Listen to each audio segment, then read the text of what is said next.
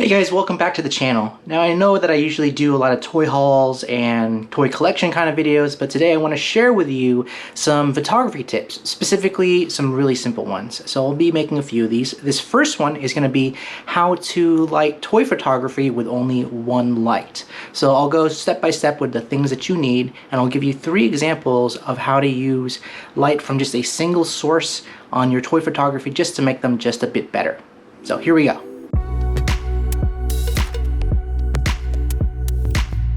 What you'll need: a camera, one light source, white bounce material, dark material, and a tripod. For this first example, we're going to be doing this Annabelle photo that I did with some spooky lighting. We're going to use a black shirt as our backdrop to simulate darkness.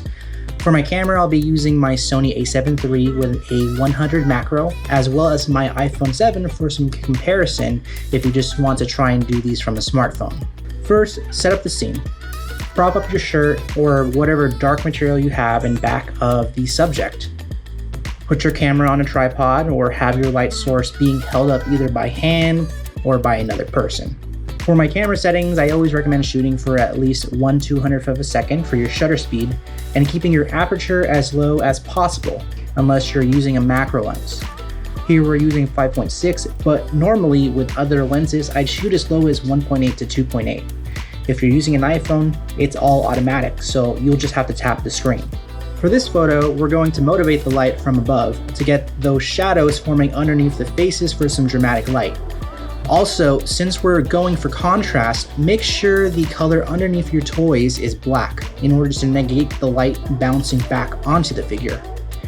The trick here is to take away light and only have light coming from your one light source. Block out any light coming from anywhere else. I love using these on-camera LEDs because they provide a large area of light on your subject, specifically for toys, not great for people. But you could do the same with a flashlight or even your smartphone flashlight.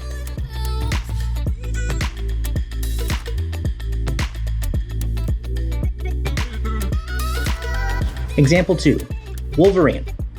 Here we're going to be putting Wolverine on a backdrop, and we're going to be using a camera key on the off-camera side and then filling it in with a white card. First, set up your shot. For this, I'm having Wolverine stand in front of an iPad so I can have a nice backdrop for the figure. I made these rectangles in Photoshop just a color with a vignette. I also use these cardboard cutouts to hold the iPad upright. You could use a laptop too. The figure is about 3 inches away from the iPad. This is pretty important to minimize any reflections. Again, put your camera on a tripod. Prop up your light. We're shooting at 1/200th of a second again, 5.6 aperture on a 100 macro lens, as well as shooting on my iPhone 7. For this light, we're going to be going for a off-camera side backlight kind of style. I want to be very specific about this light setup. In much portrait photography, this is common practice. Always light your subjects off camera and fill in from the front. This adds contrast, but you can control how bright the camera on the camera side is with a fill card.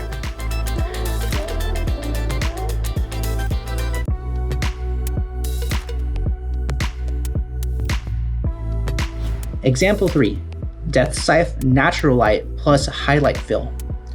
For this photo, we're going to be using natural light as our main source. Near a window is always great for natural light because it provides a very nice soft amount of light going onto any figure. But what we're going to do is we're going to use a secondary light to fill the back end in order to separate the subject from the back. What's important here is depth in the background. I'm going to be using a 50mm on my a7 III this time around with an aperture of 2.0. For the iPhone 7, it's harder because the lowest amount of aperture really just depends on which smartphone that you have.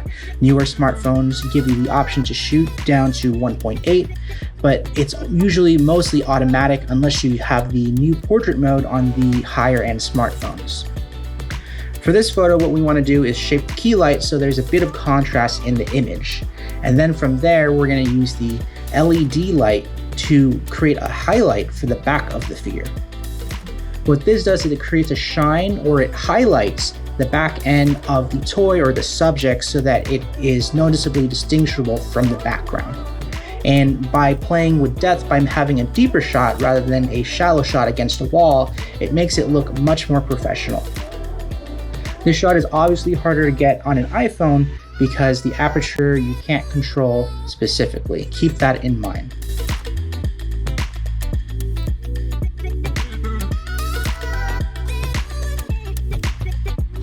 There you go, guys. Those are 3 examples of how to light your toys with only one source of light.